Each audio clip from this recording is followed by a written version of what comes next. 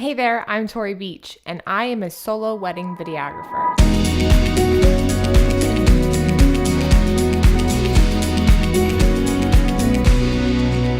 I wanted to touch on a couple of the disadvantages of being a solo wedding videographer, but also some solutions I've found to overcome those disadvantages.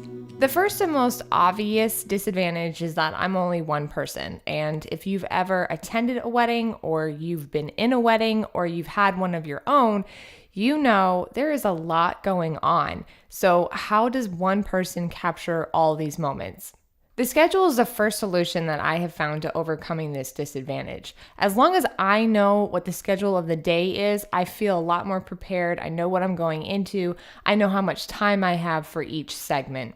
The other solution to the problem of only being one person is really just to make friends. So if there's a wedding coordinator, I really like to make sure that I meet them and that I talk with them, that I'm in communication with them on the day of the wedding. The next person that I really want to be sure that I make friends with are the photographers. The photographers really are the most important person for me to get to know because we will be shooting the majority of everything together. And the third solution that I've found to being one person is pacing. This took a little bit of time to try to figure out what my pacing should be for the day, but once you do at least 2 or 3 weddings, you kind of get a sense of how the days go and where you're going to spend your time and when to take some downtime. It's a long day, sometimes 8 to 14-hour days, and I need to know where do I need to give it my all, when can I step back and relax for a minute, making sure that I do eat and that I drink, stay hydrated, but also finding some times where I can just sit and relax for a minute.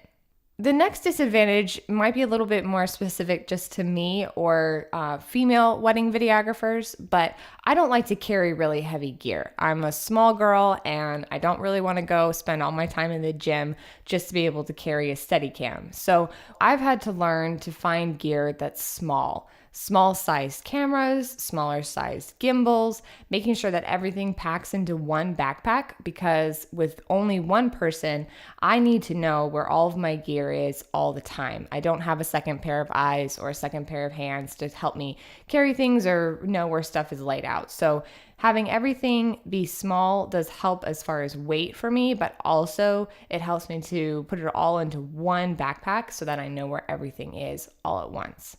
So there are just a couple of the disadvantages that I've run into with being a solo wedding videographer.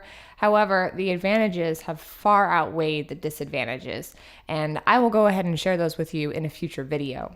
What questions do you have for me? What suggestions do you have as far as videos on solo videography? I would love to hear your feedback, so please feel free to leave all comments and suggestions in the comments box below. Thanks so much.